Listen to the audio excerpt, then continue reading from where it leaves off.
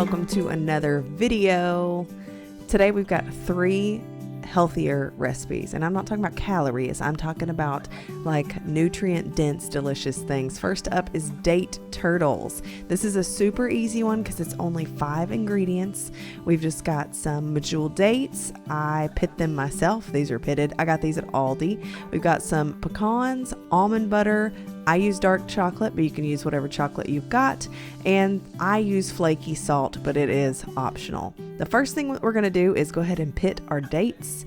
So I got a bag that was a little bit, I don't know, I didn't like the texture very much. They're usually super soft and gooey, like caramely. But this particular batch was kind of fibery, I guess, is what we're going to say about that. But it would work just fine with the nice gooey dates too. This is just what I'm going to do with these because I don't want to eat them just like they are, just because I don't like the texture. So we're going to go ahead and pit these. I've got about 10 to 12, somewhere around there, and we're going to boil us some water, and we're going to cover these in water and let them sit for about 10 minutes.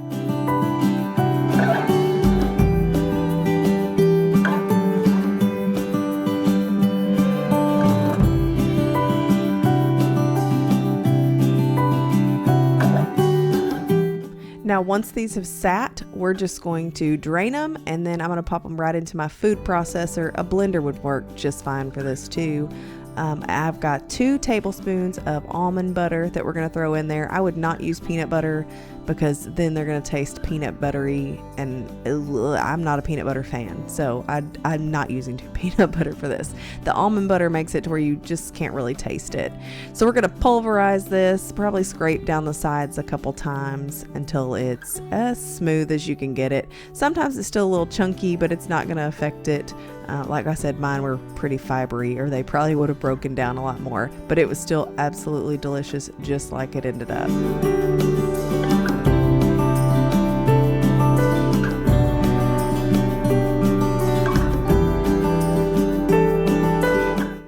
Now I'm just going to arrange my little pecans into batches of 5, like little turtles, before I put the caramel on top. Now this caramel I say, was really sticky. So I'm sure there is an absolute better way to do this, and I kind of experimented with how much I wanted on each one, and it ended up being about 2 teaspoons, maybe a tablespoon on each one. I'd say closer to a tablespoon on a lot of them, and that's kind of where I like it, is about a tablespoon of it. So one thing you could do is try to stick this in the freezer for a little bit, and it wouldn't be so sticky. Or next time I'll probably use a little cookie scoop to scoop them out on, because they were sticky, but my hands were clean and they're just for me anyway. Then I melted some chocolate. I used dark chocolate myself because that's what I prefer. And I just melted that down with a little bit of coconut oil. Probably wasn't necessary for the coconut oil, but I did use about a teaspoon of coconut oil. Melted that in the microwave in short bursts of about 30 seconds or so until it got good and melted. And I chose to top these with some flaky sea salt because I had it.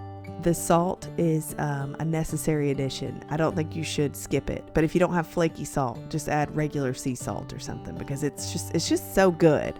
I mean, you don't have to put it on there, but it really is good.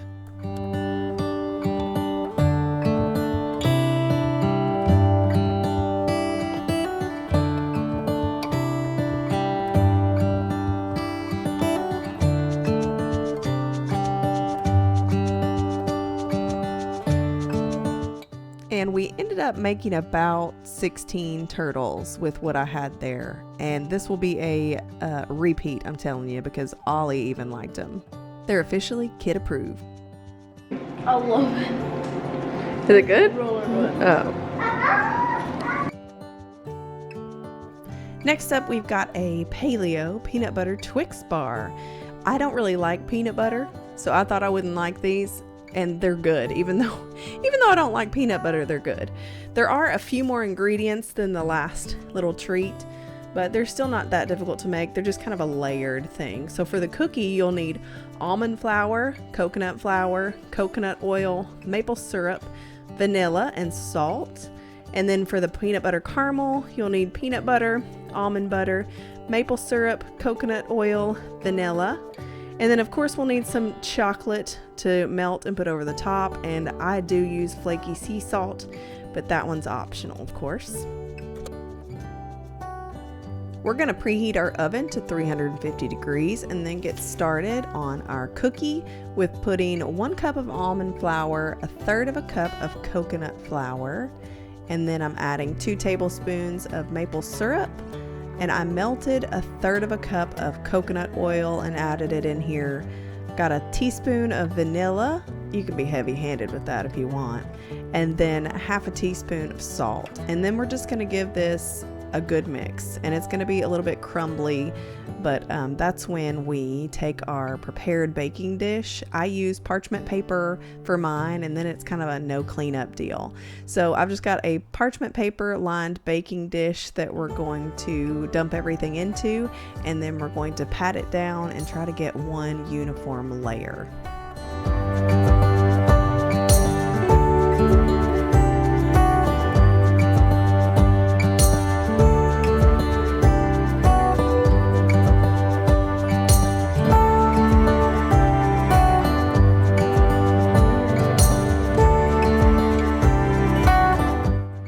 And the cookie goes into that preheated 350 degree oven for about 11 minutes or so until it gets golden brown.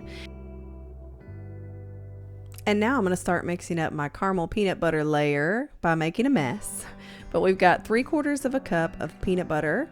I use the just peanut butter, peanuts and salt. That's the only ingredients in this. So it is kind of the drippy peanut butter just because that's what I use.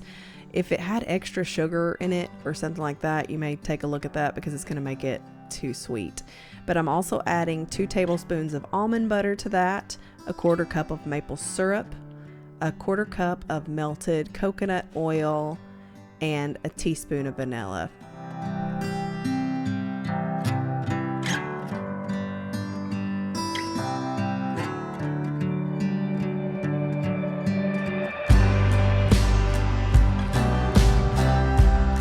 Now we're just going to mix this up really well and then cook it over medium-high heat for about 2 minutes. It's going to kind of bubble and boil, and that's when we start our little 2-minute mark. But it's going to thicken up here and look a lot more like caramel.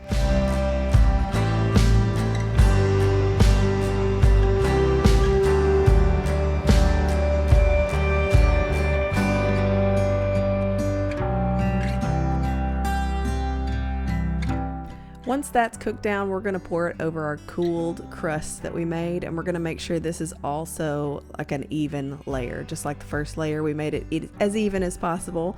We're going to try to make this kind of a level layer as well. And we're going to pop this straight into the freezer anywhere from 30 minutes to an hour, just depending on when it hardens up. We don't want it too hard, but we want everything to be kind of solid. So make sure when you're pulling it out of the freezer that it's solid. And it'll look just like this. Mine was in there for like 45 minutes or so, and it's not too hard where it breaks apart, and it's easier to cut. So the way I cut this is I'm just going to cut it directly in half, and then I'm going to make a half the other way, and it makes a perfect 16 pieces if you use an 8x8 baking dish, which is what I used. So that's 16 little Twix bars, and I'm not a great cutter, so some of mine are a little uneven, but they still eat the same.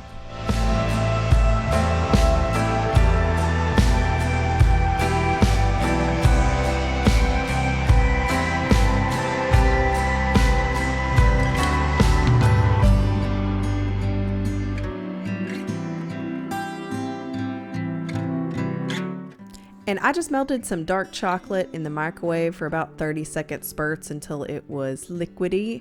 And it took me a minute to figure out how I wanted to dip these. So that's a trial and error thing you'll have to think about. But the best way I found was just to kind of dip them and then pull them up. And they have like a little ridge on top. But I thought that was kind of cute, the ridge on top. So I decided to keep those. You can use semi-sweet chocolate, you can use Lily's chocolate, you can use whatever chocolate that you want to. I just chose to use dark chocolate because that's what I had on hand. And I am going to sprinkle the tops of these with some flaked salt, but that is an optional addition. Look at these layers, how cute is that? I will say that these are even better when they've been refrigerated. So I'm going to go ahead and take little pieces of parchment paper and wrap these individually. That way Jason can take them to work, or we can stick them in a lunchbox real quick. But they're even better the next day refrigerated somehow. They're really, really good. He even likes them, and he doesn't like coconut, and it uses a little bit of coconut flour. So give these a try, and I would love to hear what you have to say about them.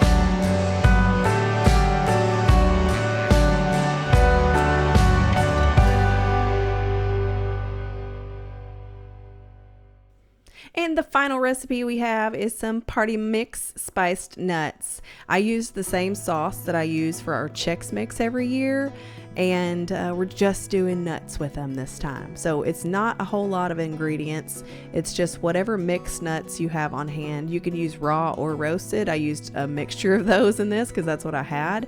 You're also going to need some sriracha, some Worcestershire sauce, some butter, garlic powder, and onion powder.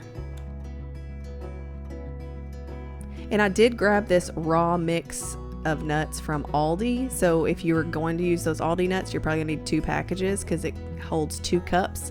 And we're gonna use in total 3.5 cups of nuts.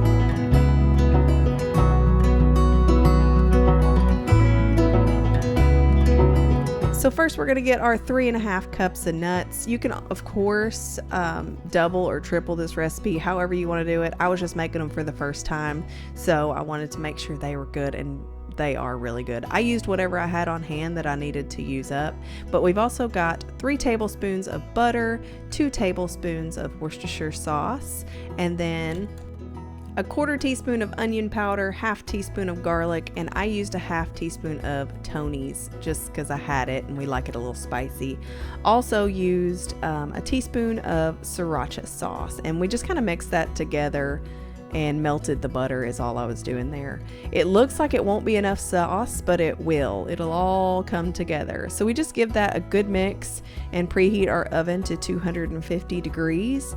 And then this mix will go into the oven on 250 for 15 minutes. And we're gonna do that 4 times. So it'll bake a total of an hour, but every 15 minutes we'll pull it out and mix it. So this is after the first cook. That's what it looks like. This is after the 3rd cook. You can see that you can't see the sauce anymore, so it's starting to absorb.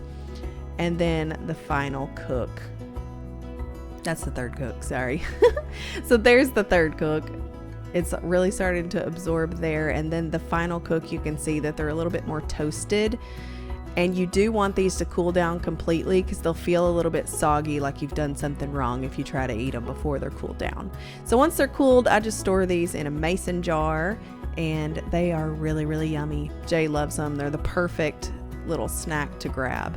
But I want to thank you so much for watching today. I hope you've enjoyed all the little snacks and treats, and I hope you try some of these and see what you like best. I know that these date turtles are going to be on rotation for us because me and Ollie are obsessed with them. And you know, the other 2, like the Twix peanut butter bars. Audrey doesn't like peanut butter, so you know, poor Audrey, I'll have to find something for her. She does like the snack mix, so that works. But I can't wait to chat with you in the comments, and I will see you in the next one. Bye.